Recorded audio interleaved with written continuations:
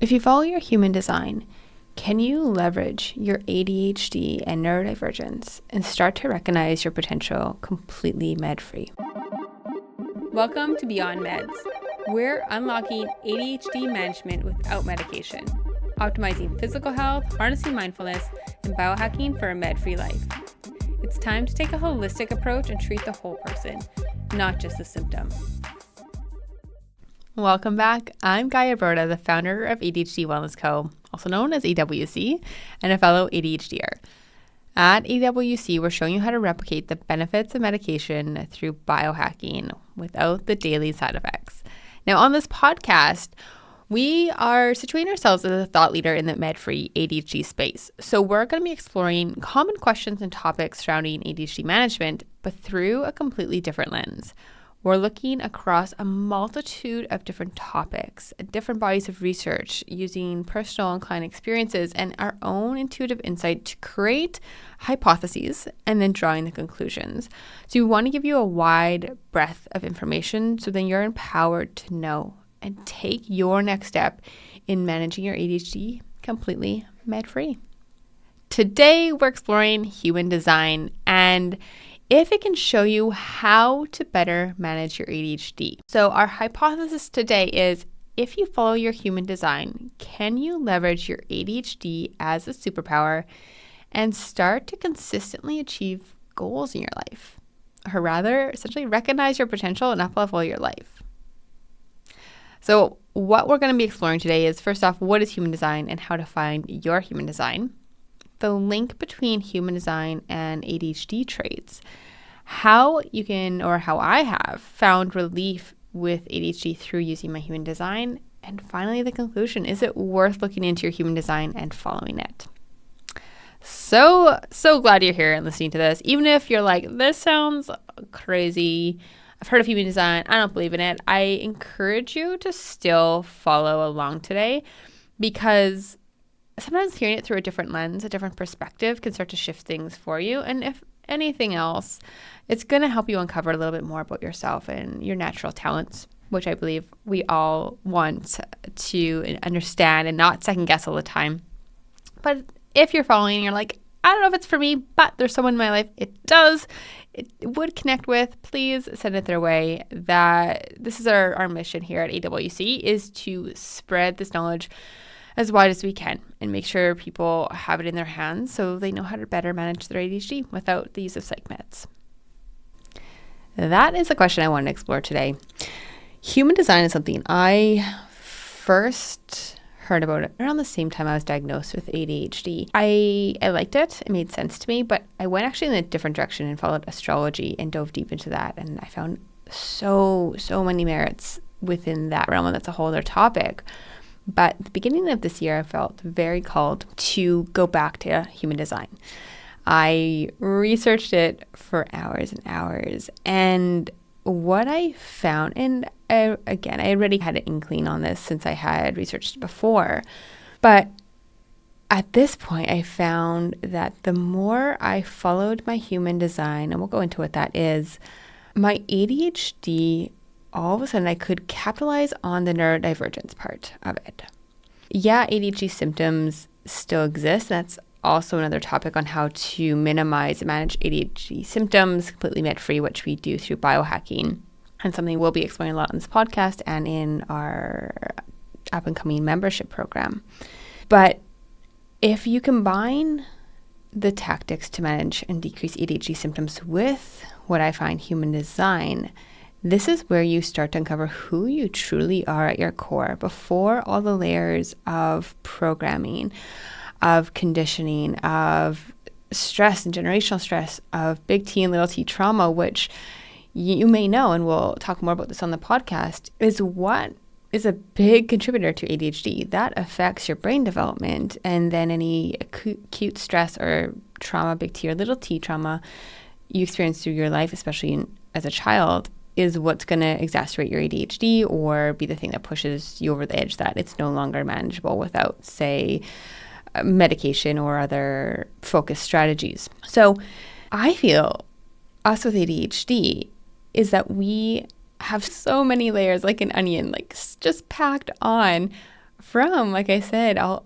the stress, the trauma, the programming, the conditioning, and including generational. So for us to uncover who we authentically are at our core, what our innate gifts are, not just our ADHD isms, but our true gifts, and essentially having a life of ease, of being able to follow that, is so unknown to us. And that's why I love human design, because it's the blueprint to show you what that is for yourself. It's like the map forward. And once we know where we're going, we can take the step in that direction. Without getting away from ourselves, this is what you can expect on the episode today. I'm going to start with just showing what human design actually is if you've never heard about it before, and how to find your design. And I'll recommend you actually do that at the start of the episode so you can follow along with knowing your design. I then want to go into the link between human design and ADHD traits, what that looks like, what I found in my own life and clients' lives. We'll then move into how, at least I have found relief with ADHD by using my human design, and what I believe that could look like for yourself. And finally, really our recommendation and conclusion: is it worth looking into your human design and following it to help you manage your ADHD, and, like we said at the start, to recognize your true potential? So what is human design? My favorite way that I've heard it said, and what I use, is that it's part science, part genetics, and part woo. And that sums it up nicely in my mind. What it is really, it's bringing together the principles of the I Ching, the astrology, Kabbalah, chakra system, and quantum physics, and that forms the methodology of human design. It said that when you're essentially conceived in the womb, your design has already started. So you find your design by using your birth time and birth time, birth date, and the place, because that gives you the exact time. And that tells you who you are at a genetic level, like who you are designed to be, saying what your main gifts are, your personality, your purpose in this world, how to show up every day. And by following your design, it said that we can all live harmoniously together, that your life will be full of so much ease because you're flowing with the water versus trying to crash up against the waves. And if you're someone who follows manifestation, and I like to use that word because it makes a lot of sense for us, is you can manifest so easily because you're just flowing with who you truly are at your core self, at your design, your authentic self. This is who you were born to be, who your soul has chosen to be in this lifetime on this planet, before all the layers of programming, societal conditioning, the generational stress, acute stress, big T, little t trauma, all of that. Human design, I have found the most all-encompassing and has made the most sense of all, even the finer details and nuances. There's just so much to it, more so than any other personality test I've done, more so than Myers-Briggs, or there's a lot of personality tests I used to do in my corporate job. I use it in conjunction with astrology, but I personally find just covers all of the bases. How to find your human design. There are many different online generators to do it. You can literally just Google that.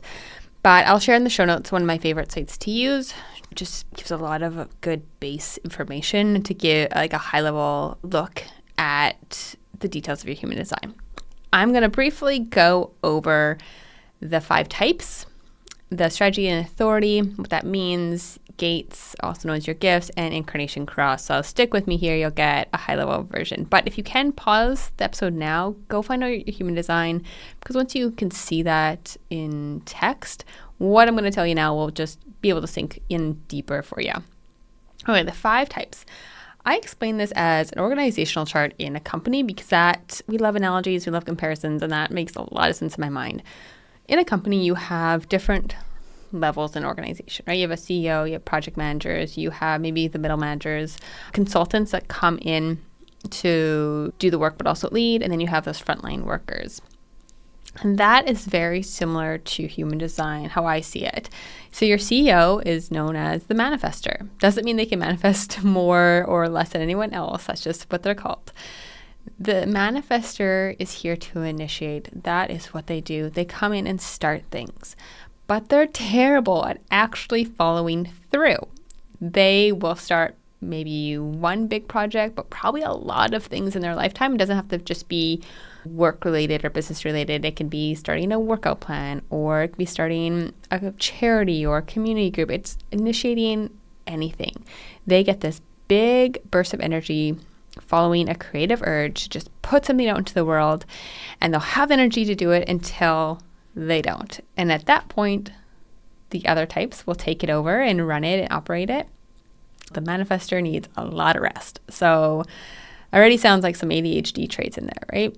Always starting new things and quote unquote not finishing them, not having the motivation to finish it, not having the drive to finish it, or the energy.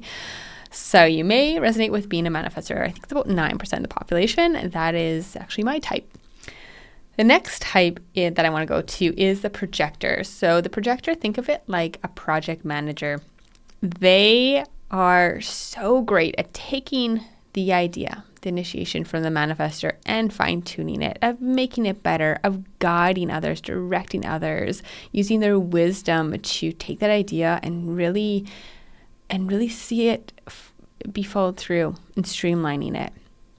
They're great at leading, guiding, coaching others. They also need a lot of rest. They're not here to do the hard, laborious work. They're here to guide. So if you're someone who you're like 9 to 5 jobs, sit in front of a computer, doing that consistent work every day, you're like, I just get so tired. But when I'm able to guide or coach or manage a team, that's where my skills really shine through. You could be a projector. The next type I want to go to is a generator. So they are the life force. They have so much energy to put the work into the world. So they'll take the initiation, the idea from the manifestor, maybe guided by the projector, and they are the life force. They are the energy behind putting that into the world.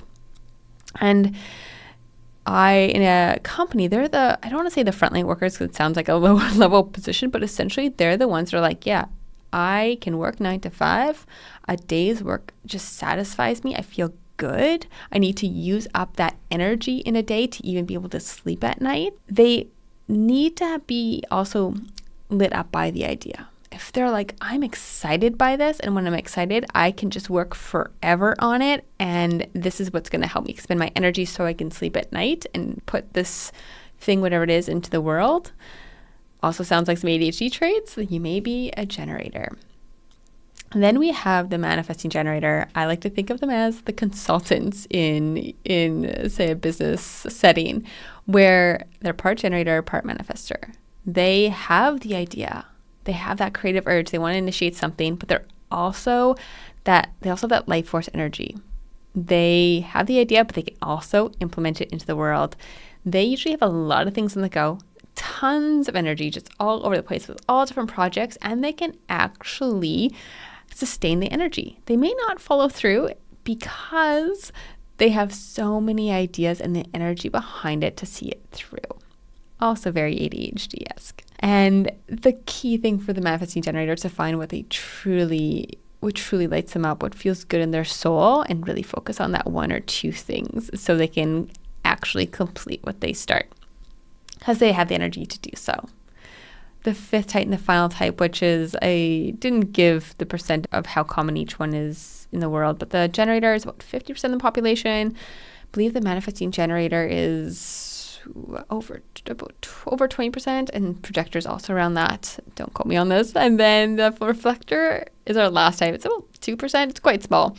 And they are here to see and perceive the world around them and reflect it back to others.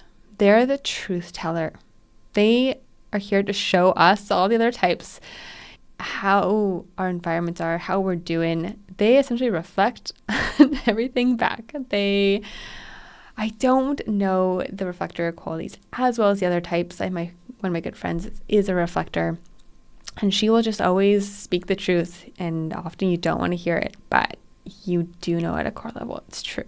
So right away, you probably notice, as I mentioned as well, how ADHD traits pop through all those different design types. And I'll explain more of this in the episode and dive into it of when we are our wounded side. And that means when something that can be good for us, but when it's too much of a good thing, actually then becomes something that hinders us.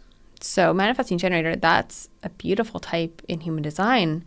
And they're meant to put great work out into the world, right? They have the ideas, the initiation plus energy to do it. But when they're out of alignment, that wounded part, when they're out of alignment, they're scattered. They're all over the place. They can't finish what they start, and they have tons of energy. They're just pinging all around. I'm just thinking of the hyperactivity, the lots of ideas, not completing things. So if you do have ADHD and you're manifesting generator, you just may see your design type being exacerbated in the wrong way, right? You're out of alignment.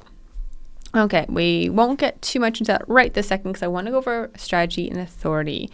If you are to dive deep into human design, you're going to see there's just tons there, never-ending rabbit hole that you'll fall into if you just focus on your strategy and authority. Or maybe you just want to know a little bit about human design. Just focus on your strategy and authority, and you follow this. This is what's going to help you live in alignment with your human design and essentially have a life that flows, that feels easeful, and you'll be striving and taking steps towards reaching your potential. Your strategy is how you respond and show up in the world in your day. So the strategy of, for example, the Manifestor is we inform. We need to tell people what we are doing. Otherwise, people will think we're up to something crazy, up to no good, perceive that we're ignoring someone or mad at someone. We need to inform people what we're doing so they can join us or get out of the way. The strategy for generator is to respond. They're not meant to initiate. They're not supposed or I shouldn't say supposed to, but they're not designed to show up at work and be like, I have this great idea for a project, let's implement this. Rather, they wait for that initiation, and that could be someone else explicitly saying it. It could be something more energetic, and then they respond to it. So every type has a different strategy on how they show up on a daily basis. The authority is how we make decisions. Most of the population is an emotional authority, meaning we make decisions from an emotional place. And by that, I don't mean you need to have heightened emotions. It actually means the opposite. We're going to feel a lot of emotions and then make a decision from neutrality. So if you're someone who has extreme emotions because of ADHD or comorbidity, you might be like, wow, I'm always riding this big emotional wave. And you may be an emotional authority, and that actually make a lot of sense. It could just be heightened emotions based on your diagnosis of the condition. See how these things are actually normal parts of who we are, but they may just be heightened or exacerbated by, say, ADHD. Okay, into the gates, or also known as your gifts. I think there's about 12 of these everyone has, and these are your unique gifts that are innate to you. When you read them, it's probably just going to feel like this deep knowing that you're like, wow, I thought that was just a quirk or something that I felt shame around, or felt like I should be less like that, or that this came easy to everyone. But these are actually your gifts in this lifetime for this world and what you're supposed to follow for that life of ease, to feel fulfilled, to put your purpose into action. For example, one of my gifts is like a childlike innocence. And I always felt shame around that. I have a very playful attitude. Just love embracing my inner child all the time. And it actually got me somewhat fired from a job. And so I thought it was a bad thing. I had to be more of an adult, had to be more responsible. Pair that with ADHD of not being able to executive function as like keep a house clean, show up on time, get my taxes done on time.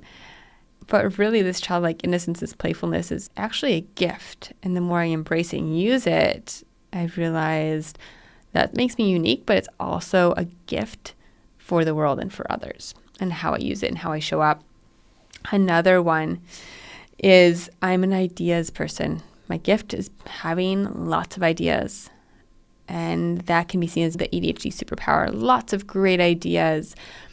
But then we're told, no, you need to focus on one thing and be consistent at it.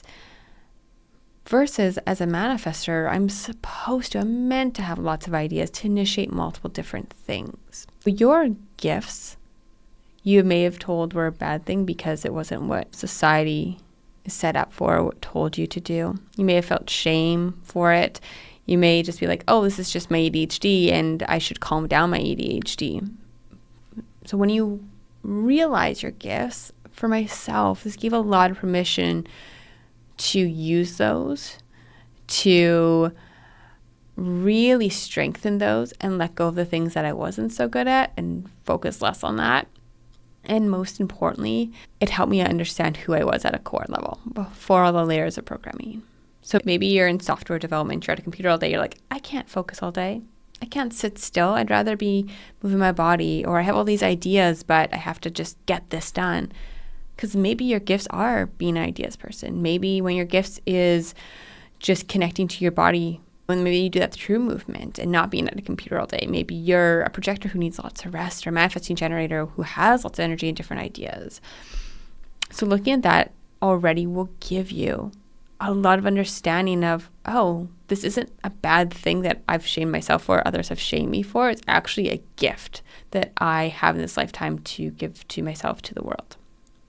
Last thing, very briefly, I just want to mention the Incarnation Cross. When you look at your human design, it'll show that. It'll probably be a bunch of numbers. The numbers are 4 of your greatest gifts. Essentially, your Incarnation Cross is using those 4 gifts to create your purpose in this lifetime.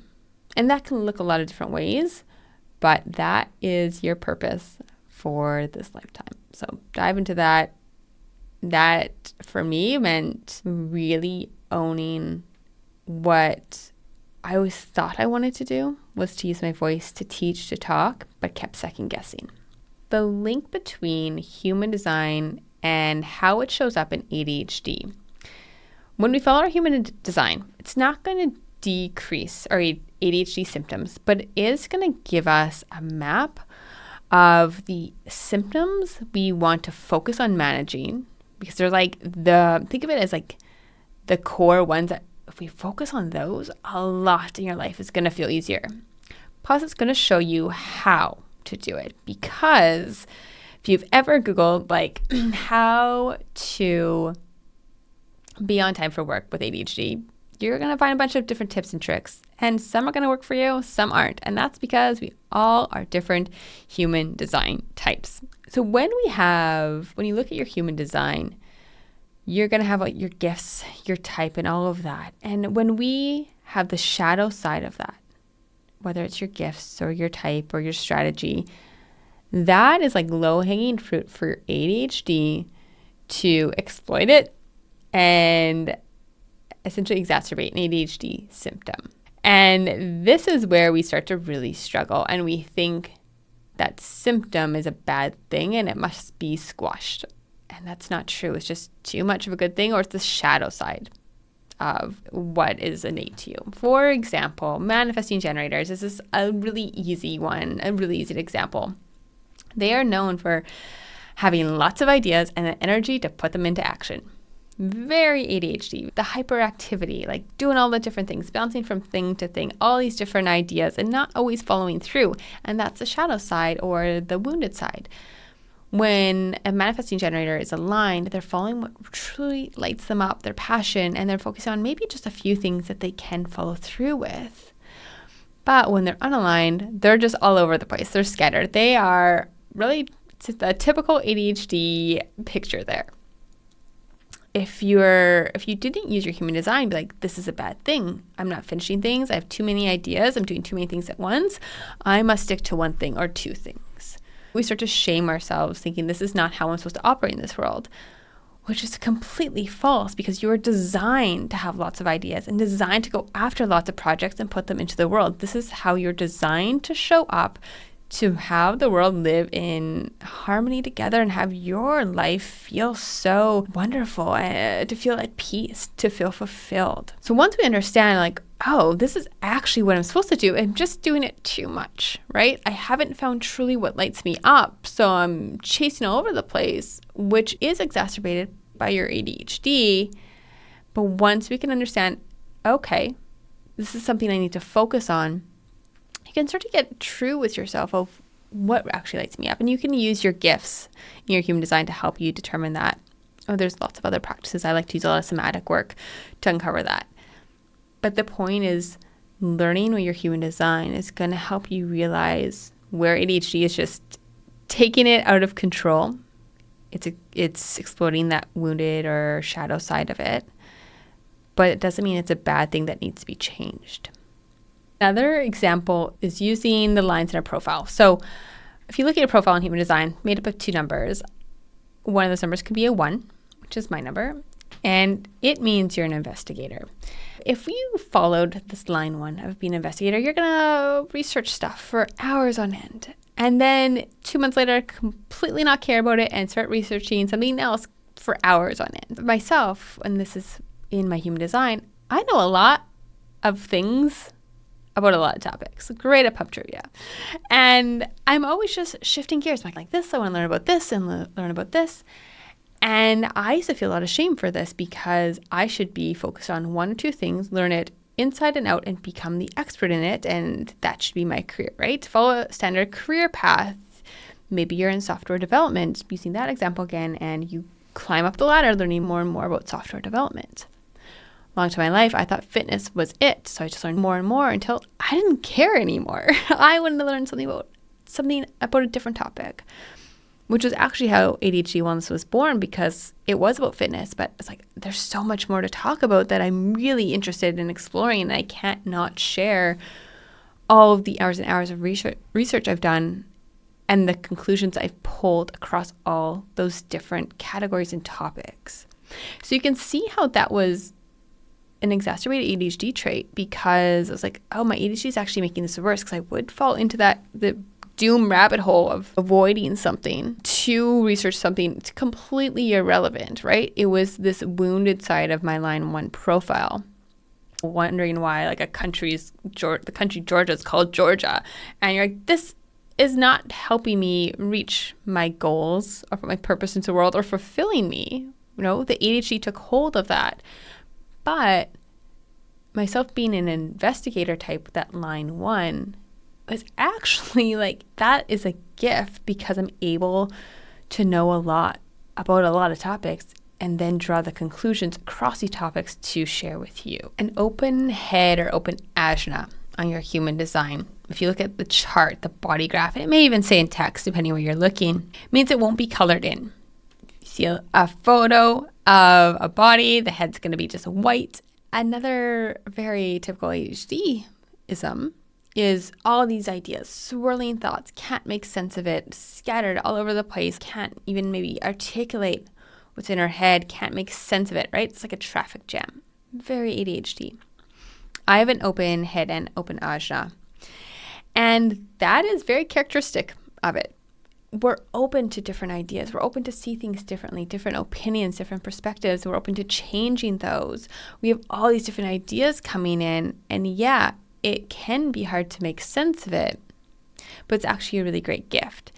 It becomes a struggle when we're not using it in alignment, right? If we're not following our design of putting into action these ideas, or connecting to our body, connecting somatically to understand what idea actually lights me up that I want to follow through with, depending on your type. Or using our authority, our decision-making power to be like, okay, I have all these ideas, but what's the one that, you know, when I ride my emotional wave, when I sit with the emotions, actually feels right? Intuitively, what feels right?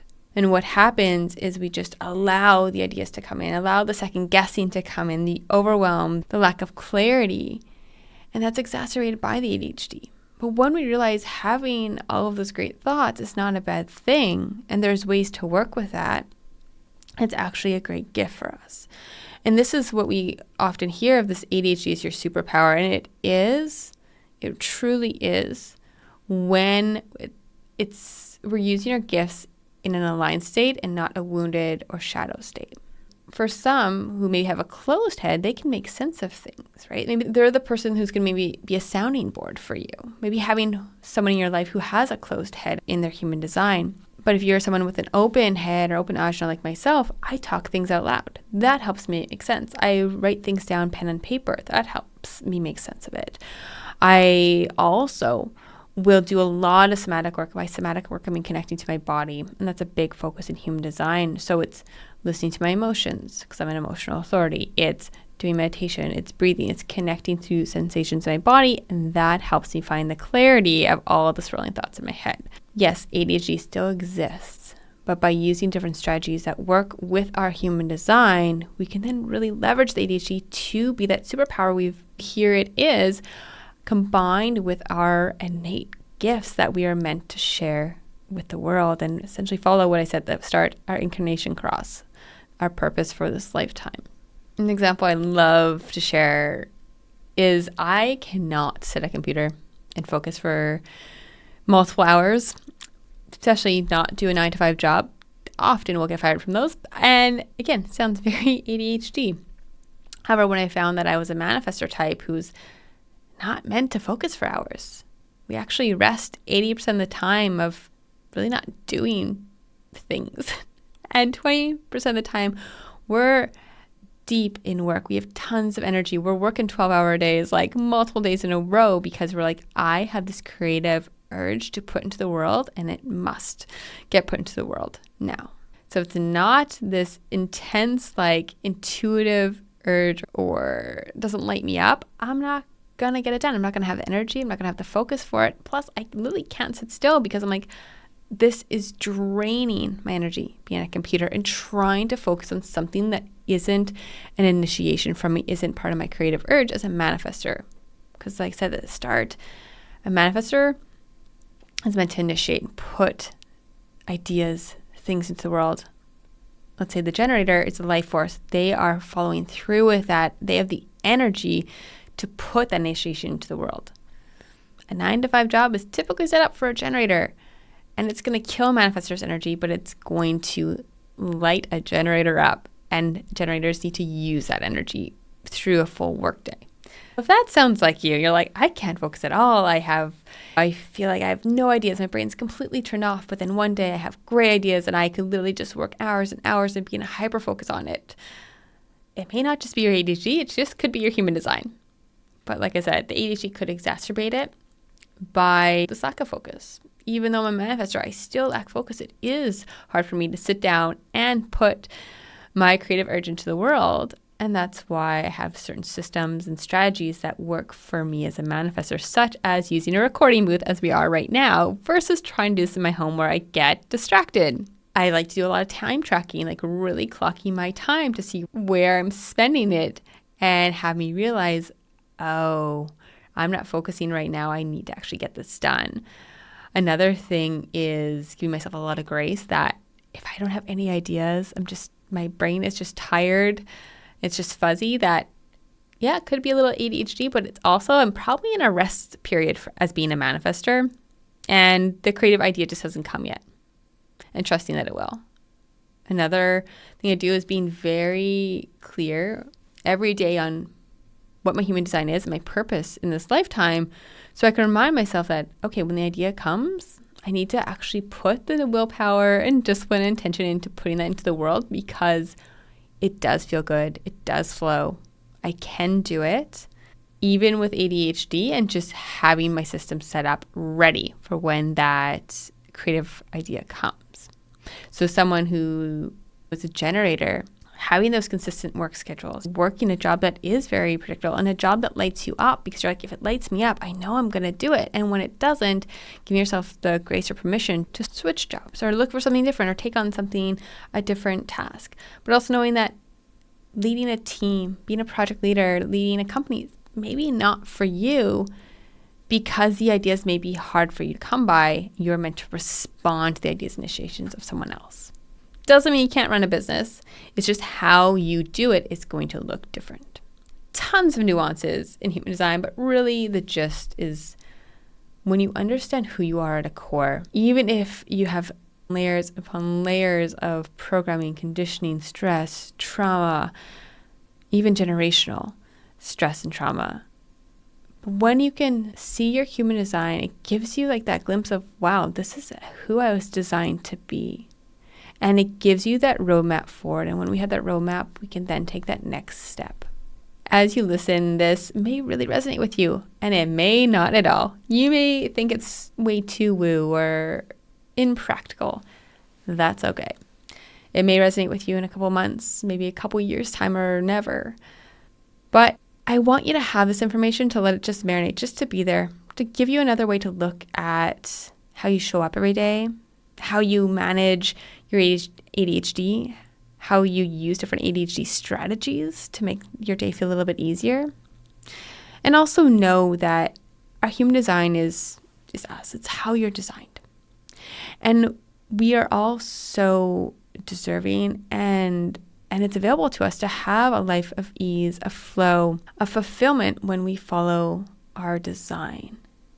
Even with ADHD, yes, that can make it a challenge, but your design is innate to you. It's just under all of those layers. So with that, we'll ask the question, is it worth looking into your human design and following it? We at AWC believe, yeah, it is worth looking into it. If anything else, it's going to just reconfirm your gifts, your talents, and help you not to second guess that. It's not just your ADHD. Maybe it's exacerbating it like we've mentioned, but those gifts are still innate to you. So don't doubt it. Strengthen those, put those out into the world because they were given to you for a reason. Help us further AWC's mission in the world to show ADHDers how to manage ADHD through a med-free approach by liking and subscribing to this podcast. And if you give it a 5-star rating and leave a review, please take a screenshot of it and send it to us, and we'll send you a free gift. And you can send that to adhdwellnessco.info@gmail.com. We'll put in the show notes as well. See you next time.